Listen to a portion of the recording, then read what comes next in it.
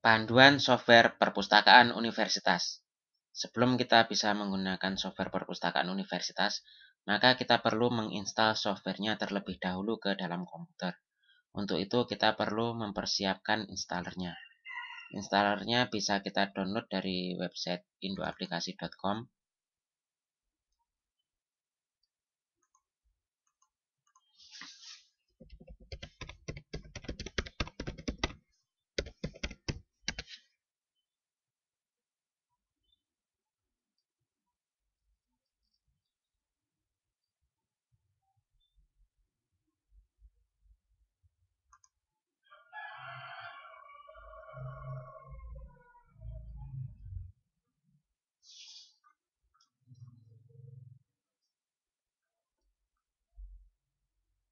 Ini software perpustakaan universitas, kita klik download, kita simpan.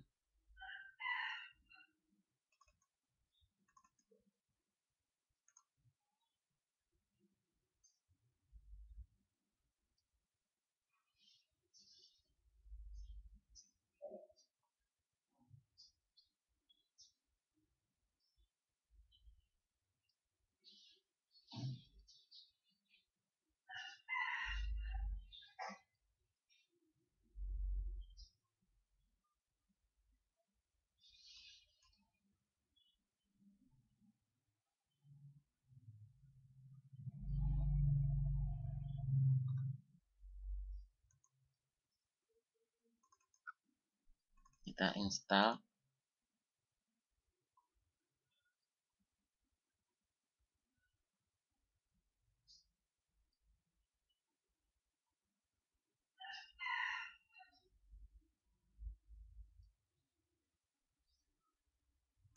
Run. Lanjut.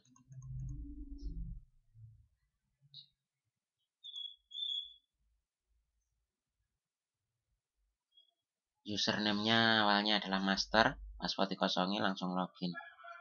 Nah, jika belum registrasi, masih download dari website kalau belum beli, maka ini masih muncul kotak ini. Ini masih versi trial.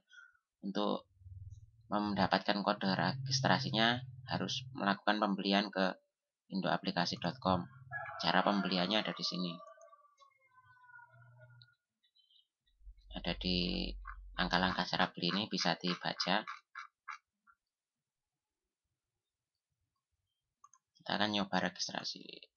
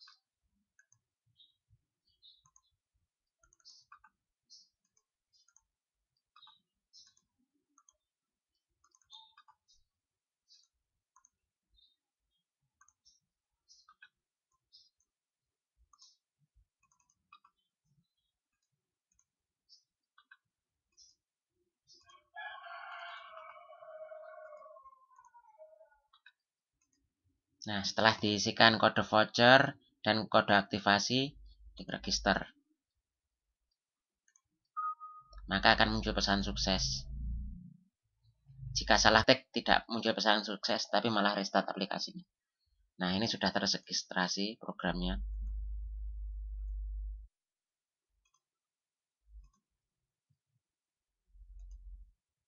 Nah, jendela registrasi sudah tidak muncul lagi, maka ini sudah full version. Nah, di sini ada beberapa menu, ada menu buku.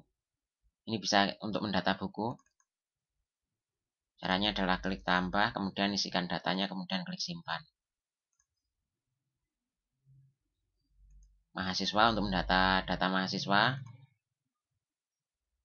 kode NIM atau NPM ini diisi dengan kode anggota perpustakaan.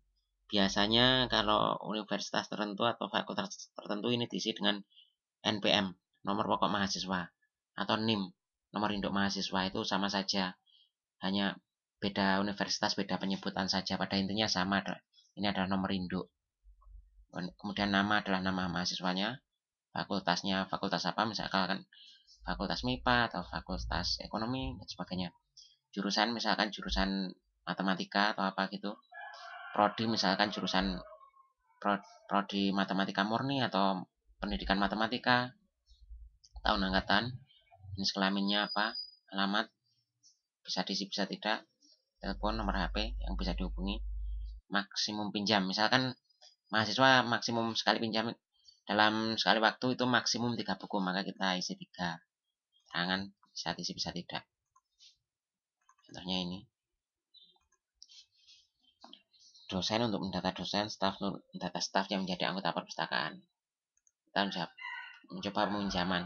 Bisa kita scan barcode NIM-nya di sini, NPM atau kode. Bisa kita cari, bisa kita ketik langsung. Bisa kita cari. Misalkan pinjam buku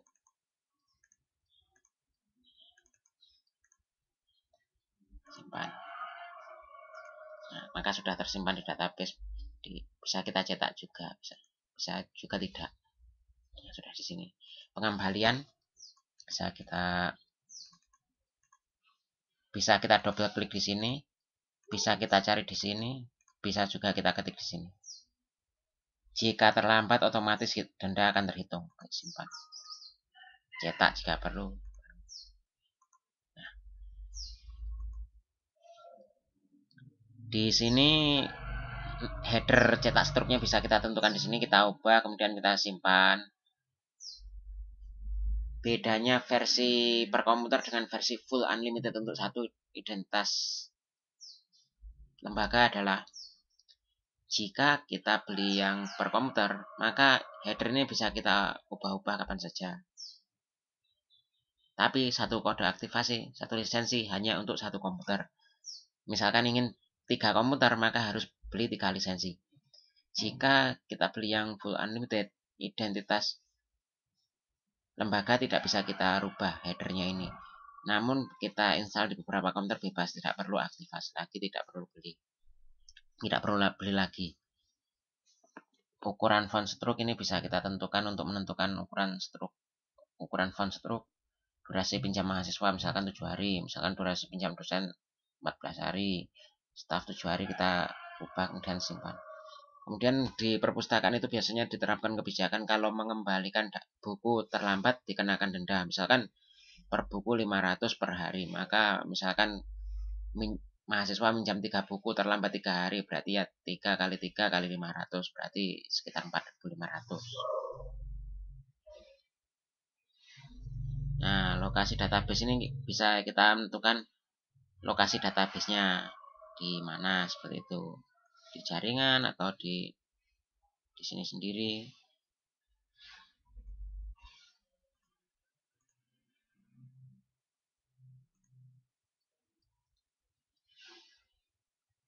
Katalog bisa digunakan untuk pencarian buku, misalkan mencari apa. Nah, seperti ini.